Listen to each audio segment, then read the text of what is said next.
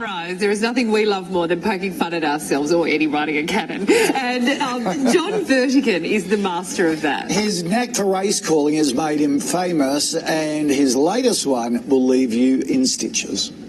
Our mate Jon Vertigan has the gift of the gab. He first left us in tears with his race call about a family camping trip.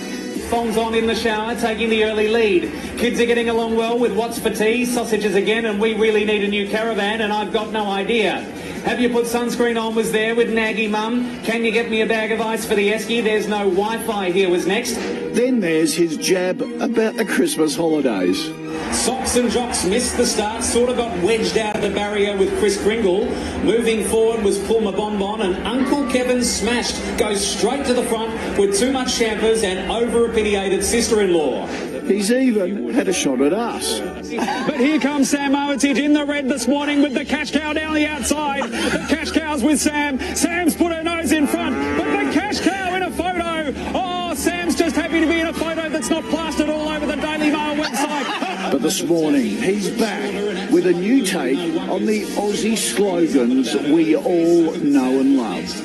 Damo's dropped his guts, bloody stinks. Esky's full, hard yakka, chucked a sickie. Don't get your knickers in a knot was a couple of lengths clear of Morning Cobber. G'day knackers, and what do you reckon? Yeah, nah. Next was Shane's on Smoko. Shocker block, snags on the Barbie, starting to sizzle. She's buggered, mate, fair dinkum. Fluffy Ugg Boots was second last. And Up Your Bum was bringing up the rear. Oh, you are a clever man, Jon Vertigan from Warrnambool joins us again. Welcome back. Good to see you again. Now, G'day, knackers. the last time we chatted to you, you said you'd never actually called a race. Has that changed yet?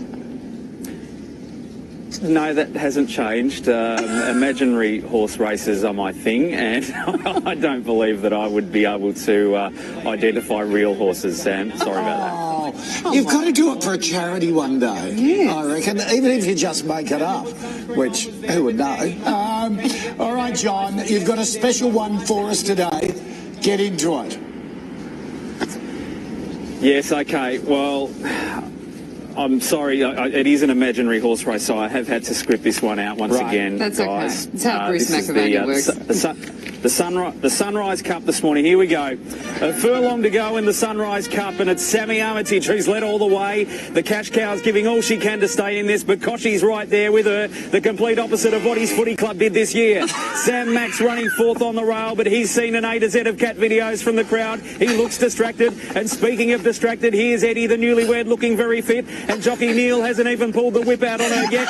She's 3 lengths clear on Nat Bar, who's still really struggling with that bunion issue, but she's not going quite as bad as old Uncle Carl. He's coming last, some 69,000 viewers behind. That's a 10-year low. If you're wondering where Barrett's is, he's that tired he pulled out because he didn't want to fork out for the entry fee. 100 to go with Sammy Armitage. She's been strong all race. She loves a photo finish. Cash Cow's phone might be ringing out, and Kochy's powering home. It's Sam who's running faster than her dog Banjo at the park, but Kochy's staying with her. They come to the line. Kochy's got this by a nose. Kochy's nose has been prominent all of his life, and this time it's done him some good. He's won the Sunrise Cup. Sammy Armitage a gallon second, and Nat's busted free of the bunion, and she's stormed home late for third. Oh, you are so good. Jon, you're also the one on YouTube is your favourite Aussie sayings. What's your absolute favourite? I'm sorry, there's cars going past Kochy. I missed that. Say that again. What's your favourite Aussie saying that you've got in the latest YouTube one you've got out?